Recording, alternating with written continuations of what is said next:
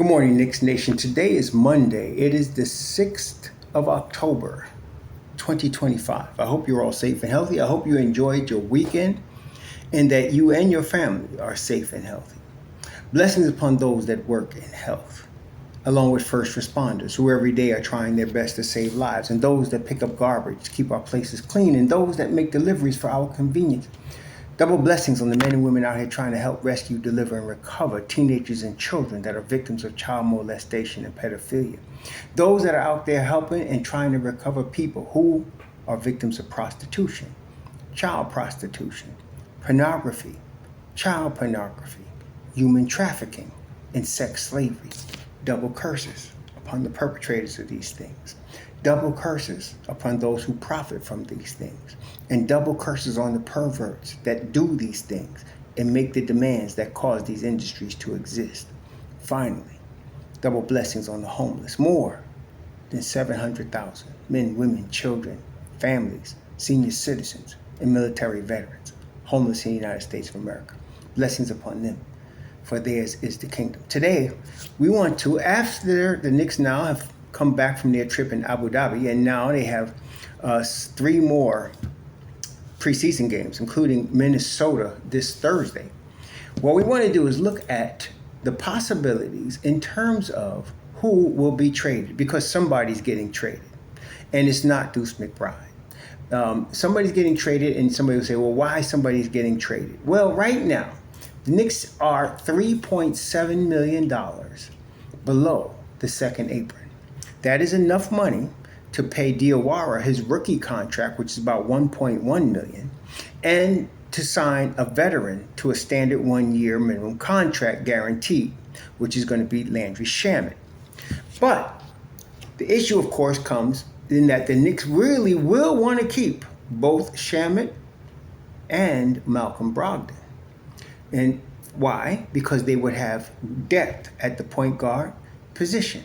Now, to me, now looking at this chart, now you're looking at point guards. Right now, on the Knicks roster at point guard, Jalen Brunson. Point guard, Miles McBride. Point guard, Tyler Kolek. Point guard, Malcolm Brogdon. If Malcolm Brogdon is going to be kept, you have 4 point guards.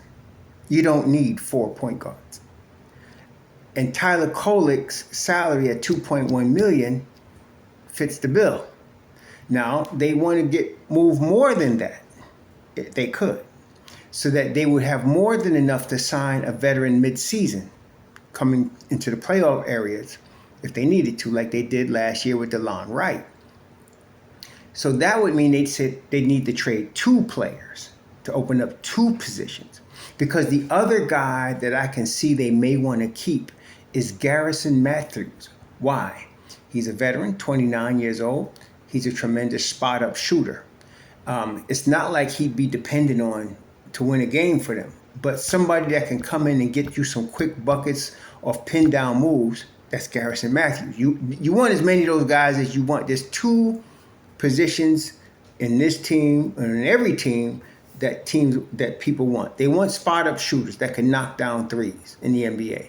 Garrison Mathews fits that bill, along with Landry Shamet. So you have shooters. Jordan Clarkson is going to probably be used mostly as a shooting guard. He can play point guard, but he probably is going to be used mostly as a shooting guard. But he's not a spot-up shooter. He's a scorer. There's a difference. A spot-up shooter can catch a ball at a spot, jump straight up, and nail the 3, even with people in his face. A scorer figures out how to get buckets in different ways. Going to the basket, on the break, on an open 3, different ways. A scorer gets buckets. A spot-up shooter knocks down open 3s. That's what you're looking for. So you really want to have some depth there if you can get that. So you got Landry Shamet, and you're going to probably get Garrison Mathews, which means they're going to need to trade 2 players, not 1.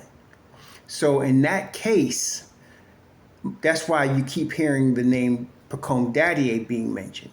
If you move both Pacome Dadiet and Tyler Kolek, you still have, at that point, you'll have now Malcolm Brogdon as your 3rd point guard. You have Brunson, Deuce, and Brogdon.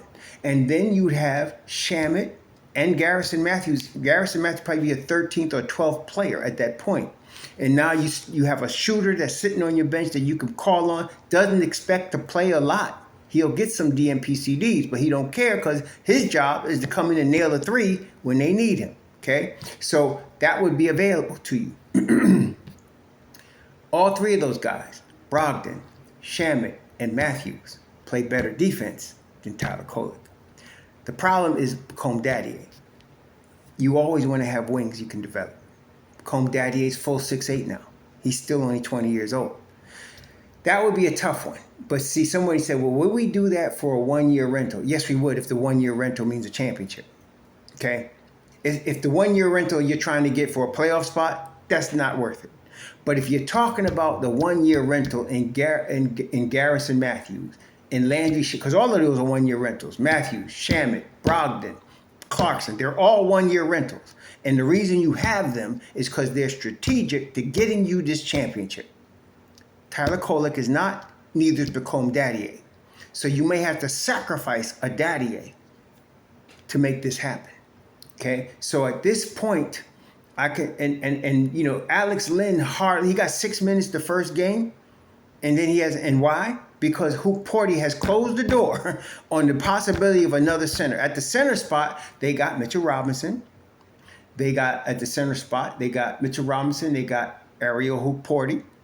And then you still have two guys that are not traditional centers, but can play the center if they need to, which is Karl Anthony Towns and Gershon Yabusele. Now, in fact, Karl Anthony Towns was drafted as a center, so he does play center. So you really have three guys that are natural centers and one guy that's not, that you can plug in as a center in a small lineup if you want. So you don't need Alex Len. And Ariel Hoop Porty was the one whose spot was being threatened. His $1.9 million is not guaranteed. I have a feeling he's going to get it guaranteed now because he's outplayed. He's outplayed his money. He's going to be there. So you don't need Alex Len. So you can cut him. But and Alex Len could catch on with another team. He's 32 years old. He's at the end of his career. But you could use a Garrison Mathews. You got the luxury of getting a Garrison Mathews as another shooter off your bench if you need to in a clutch, in a pinch, you know. So I can see Tyler Kolek and Pacome Dadiet being traded because in the numbers I'm looking at, okay, those two salaries are $5 million. So if you can trade those salaries into somebody's cap space, you go from $3.7 million under the second apron to $8.7 million under the second apron. And with $8.7 million under the second apron, you can sign the rookie for 1.1. You can sign Mathews, Shamet, and Brogdon. Each are going to count at 2.2, but they're really getting paid 3.5 because of their experience. But against the cap, they only count 2.2. What does all that mean? At the end of the day, if you trade Pacome Dadiet and Tyler Kolek, you can sign Mathews, Shamet, and Brogdon, and you can have you still have $1 million under the second apron. That sounds like a Don move. Okay, so you got $1 million still that you could still deal with in the second half of the season if you needed to sign a veteran on the vet minimum for half a season. You got the $1 million. Okay, you could do that. So that's what I see happening. I'm seeing Tyler Kolek and Pacome Dadiet being traded. All this talk about Deuce being traded was silly on his face. You don't need to sacrifice a player of the caliber of Deuce McBride. Because I've heard some idiot talking about we need more ball handling. What? Anyway, for Brogdon, Shamet, or Mathews, you do not sacrifice Deuce McBride for those guys. And then Ian Begley came out and said, no, they're not doing that, which we already knew. Common sense tells you they're not doing that. But you would sacrifice an unproven rookie in Pacome Dadiet and a rookie that's older that's not going to get any time in Tyler Kolek. He's not going to play. Okay, I'm sorry for all you Tyler Kolek fans out there, but he's not going to play. There's too many guys on the team right now that's better than him. Namely, Brunson, Deuce, Brogdon, right? They're all better than him right now, okay? And he's not going to get better than them anytime soon, if ever. So you need space. So the Knicks did this similar thing when they traded for OG Anunoby and formerly Precious Achua of the Knicks. What did they do? What I'm saying? I'm saying they took future promise in Emmanuel Quickly and R.J. Barrett, and they traded it for present readiness in OG Anunoby. That's what they did. Okay, and so that's what they'd be doing again. They taking future promise in Pacome Dadiet and trading it for present readiness in Brogdon and Garrison Mathews. That's what they'd be doing. Okay, so now you would have your starting five. Let's assume it's the same with Mitch. So Mitch starts. You still have your Gershon Yabusele, Deuce McBride, Josh Hart, and Jordan Clarkson. And then you still have, if you need, you have Ariel Hukporti. That's your fifth starter for the backup five, right? Then there's 10 guys. Then you still have Malcolm Brogdon, Landry Shamet, and Garrison Mathews. Now that's a hell of a lineup. That's 13 guys, of which I'm really feeling like 11 or 12 of those guys is going to get nights. They're going to play every night. Not a lot, but they're all going to play a lot. They're all going to play every night. 2 of those 3 guys are going to play. Okay? He's not probably going to give all 3 of them time, but 2 or 3 of them are going to play almost every night. Okay? So that gives you a classic depth that you want, especially in the championship year. It gives you veteran experience and playoff experience, as all of those guys have playoff experience, and they can all do the job you're hiring them to do on a veteran level in the NBA. Brogdon can play point guard. Shamet can defend and shoot from the 2 spot. And of course, we already mentioned Garrison Mathews is a spot-up shooter. So you have what you need there. I'm sorry again for you Kolek fans, but he's going to be on the way out. And I'm really sorry because I'm a fan of Dadiet, and I'm afraid he's going to probably be gone too. It's not one or the other, it's probably both of them that's going to be gone, because you get $1 million. With trading both of them opens $1 million on the second apron. So the Don at this point, you know he wants value. So if he's going to trade a first-round pick, guy formerly first-round pick in Dadiet, he's going to want at least 2 second-rounders. And that's probably what's holding everything up right now. He's working the phones to see if he can get 2 second-rounders. I don't think Kolek's going to be a big deal of moving him because he has potential. His upside is not as great as, obviously, as Dadiet's. But if you put him in the right situation and let him get minutes on a team like Charlotte, a team that's not going anywhere right now, which would be treating Kolek like a tryout for the whole season. Give him some minutes. I can guarantee you, unfortunately, LaMelo Ball is not going to play no 72 games. So you're going to get some guys, get some opportunities there. Or in maybe another team like Charlotte. We're talking about bottom tier teams. We're talking about teams that's going to be in the lottery next spring. So that's the case. You get Kolek some time, let him see if he can get adjusted to the NBA speed, because I feel like he could be a good shooter. I don't think he'll ever be a defender, but he's a good shooter. And obviously we all know he could pass the ball, handle the rock. So you put him in a situation where he gets a chance to, showcase that, and maybe he gets him a longer contract. Okay, but I see Jeremy Lin with Tyler Kolek. I see Jeremy Lin. So, if you think about Jeremy Lin was never going to be a real superstar in the league, but he made his name on Madison Square Garden floor playing under Mike D'Antoni's system as the point guard.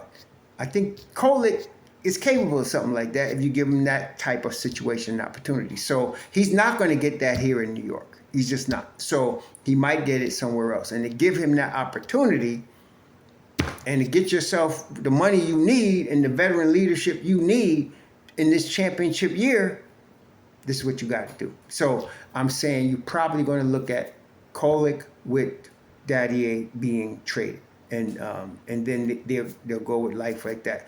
Brogdon, Shamet, and Mathews will probably be on this roster. I don't think Matt Ryan's going to make it. He was on G League last year. He's probably going to be on G League this year. But Mathews, Shamet, and Brogdon, they're going to be there. Okay? Y'all enjoy your Tuesday.